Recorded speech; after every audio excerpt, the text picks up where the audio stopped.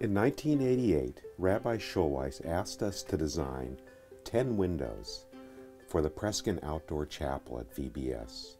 These windows were on the theme of the 10 Jewish life cycle events. We decided to start with marriage.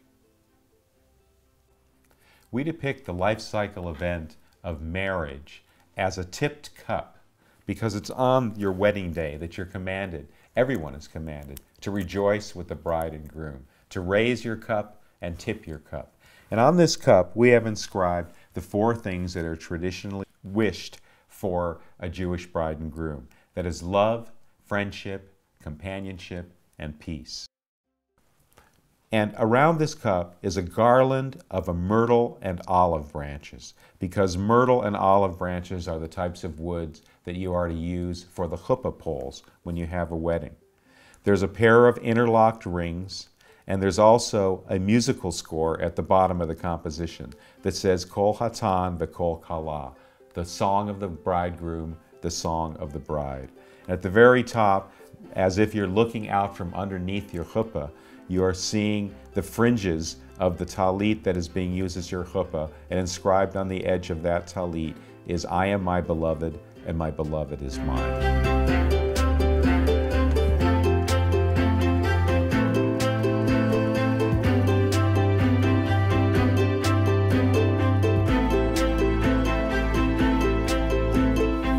The second life cycle event was the life cycle event of making a home. And what we depicted in our window very simply were a pair of candles symbolic of the celebration of the Sabbath, with the smoke that's entwined to form a shin at the top, symbolic of God, which you bring into your Jewish household. And then we have a mezuzah that is tilted, as it should be, on the entry to any Jewish household. And on this mezuzah, we have the phrase, "Blessed may you be coming and going."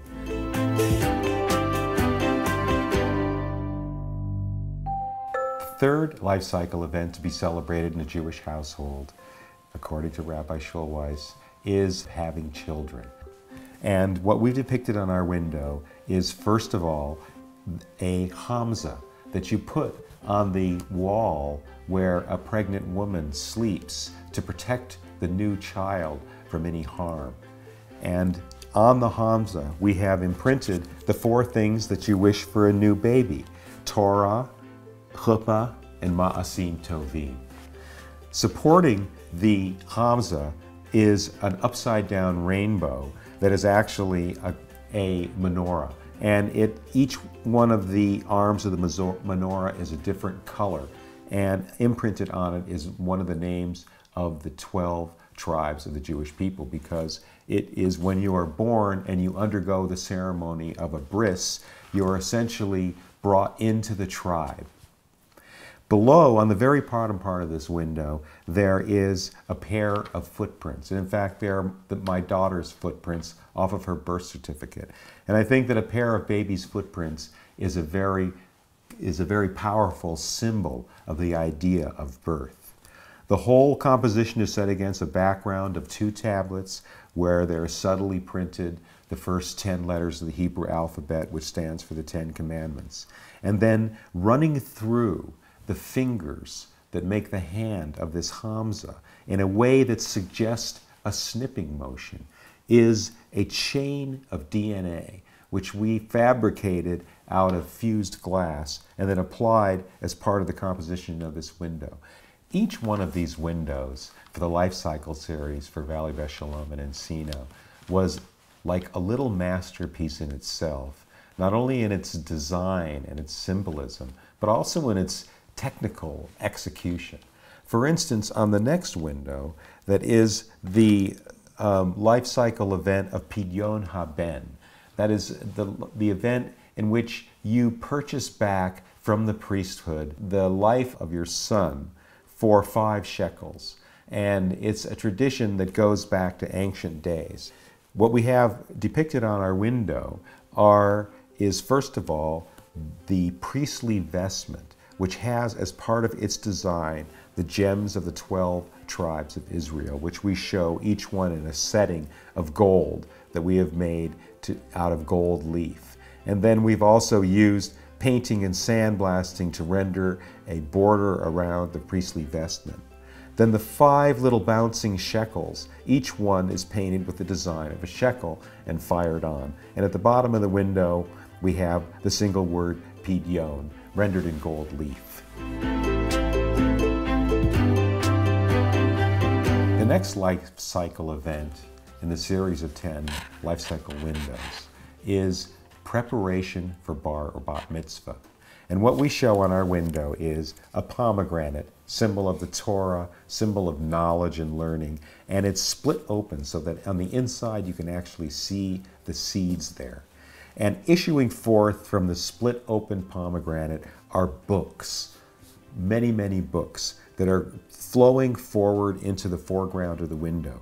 And as they flow forward, you see that on one of these is imprinted a page of Talmud, which we have photographed, created into artwork, and then silk screened onto the glass and fired in our kiln, so we have an exact replica of a Talmud page. Then in front of that we have the entire Hebrew alphabet painted onto a piece of glass and fired in our kiln. And then next to each letter of the alphabet is a little dot of honey. In our case, we've applied a little golden jewel next to each letter to represent the dots of honey that the rabbis would put on the page to make learning sweet.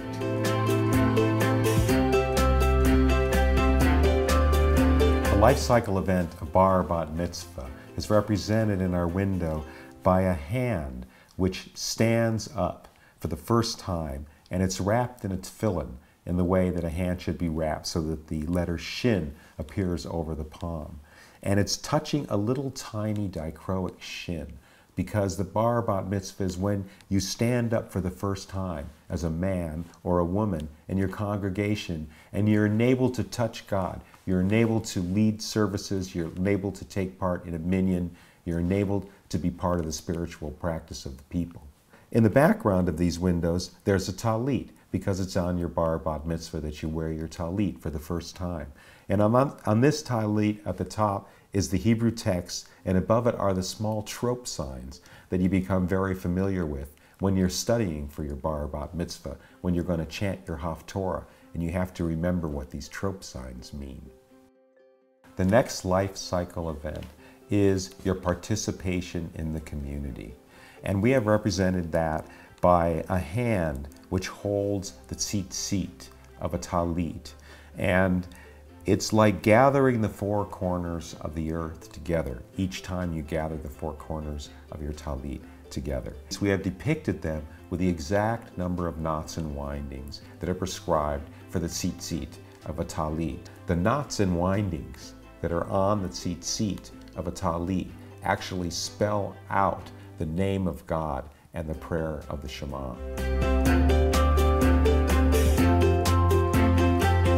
In the Torah, it tells us, tzedek, tzedek tirdo. That is, justice, justice shall you pursue. But it says tzedek twice, because tzedek means justice, but it also means charity. And so what we have interpreted in our window here is the idea of justice, represented by the scales, and charity, represented by the tzedakah box.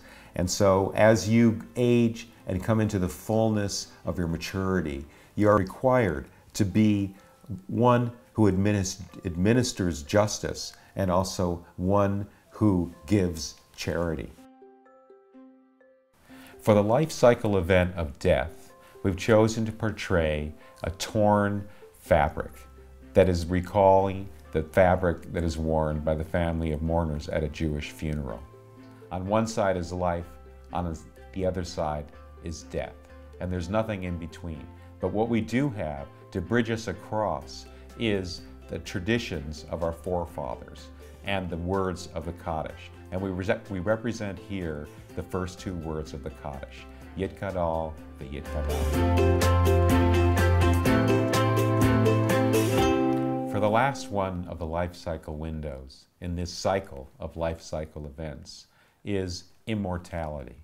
And what we have portrayed in this window are the circles emanating circles and intersecting circles that represent, in all of the windows that we've done at VBS, they always represent the spiritual level of consciousness, because it's a spiritual level of consciousness from which you can get solace and from which you can understand or put in perspective something like a life and a death. Also, we have portrayed in gold leaf on the arcs of these circles the 4 eternal ideas of Judaism. The 4 eternal ideas of Judaism are Tselem Elohim, Kedoshim Tachen, Netzach Yisrael, and Kavod Habriot. And we have the passage, Ner Adonai Neshamat Adam. The light of God is the soul of man.